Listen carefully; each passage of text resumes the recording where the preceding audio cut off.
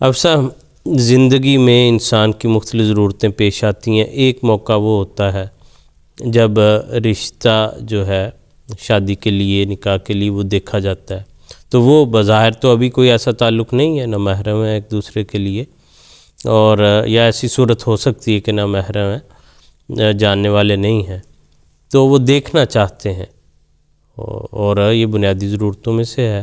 اس موقع پر پردے کا معیار کیا ہونا چاہیے؟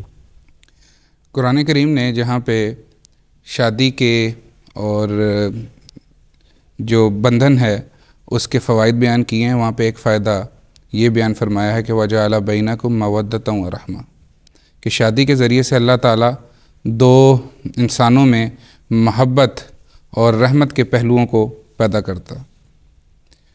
حضرت محمد مصطفیٰ صلی اللہ علیہ وآلہ وسلم نے بھی اپنے ایک صحابی حضرت مغیرہ کو، جب ان کا رشتہ طے ہو رہا تھا کہیں، تو آپ نے فرمایا کہ کیا تم نے لڑکی دیکھ لی ہے؟ اگر تم لڑکی دیکھ لو گے تو اس کا فائدہ یہ ہوگا کہ تمہارے دل میں اس سے محبت اور الفت کے جذبات جو ہیں وہ پیدا ہوں گے، اور آگے جا کے تمہاری جو ازدواجی زندگی ہے وہ کامیاب گزرے گی. تو یہ تو حضور صلی اللہ علیہ وآلہ وسلم نے جو محبت کا پہلو ہے اس کو اجاگر کیا ہے. اسی طرح ایک اور صحابی کا بھی ذکر ملتا ہے کہ حضور صلی اللہ علیہ وسلم نے جب ان سے پوچھا کہ تم نے رشتے کا پیغام فلاں جگہ بھجوایا ہے، کیا تم نے لڑکی کو دیکھ لیا ہے؟ تو اس پر اس صحابی نے کہا کہ نہیں. آنسا نے فرمایا پھر جاؤ اور دیکھو. چنانچہ وہ صحابی جو ہیں وہ اس لڑکی کے والد کے پاس گئے اور انہوں نے کہا کہ حضور صلی اللہ علیہ وسلم کا یہ پیغام ہے کہ میں لڑکی کا چہرہ دیکھ لوں. اس پر ایمان کی اپنی حالتیں ہوتی ہیں.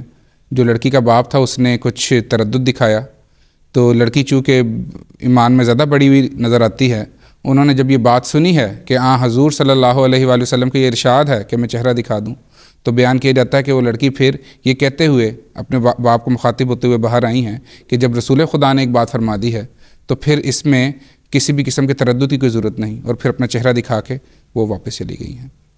تو چہرے دیکھنے کی حد تک تو اس بات کی اجازت ہے. اس میں ایک بات یہ بھی نظر آتی ہے کہ جب چہرہ دیکھا جائے تو پھر اس کے والدین وہاں پہ موجود ہوں.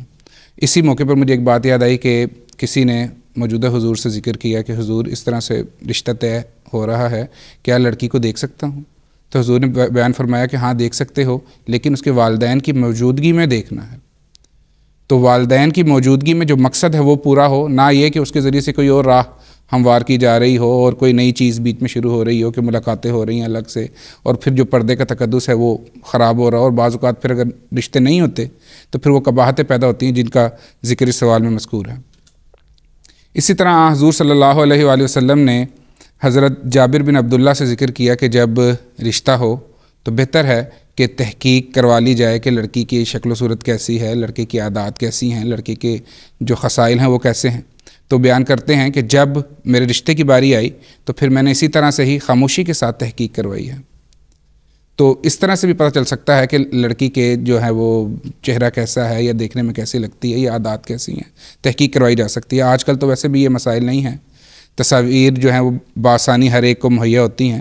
تصویر کے ذریعے سے لڑکی کا چہرہ دیکھا جا سکتا ہے، شادی سے پہلے دیکھا جا سکتا ہے، اور پھر یہ ہے کہ جو بھی بات ہو، جو بھی معاملہ ہو، بہتر یہ ہوتا ہے کہ پھر جس امانت کو لیا گیا اس کو اسی طرح سے واپس کر دیا جائے تاکہ جو امانت کا ایک حق ہے وہ بھی ادا ہو سکے.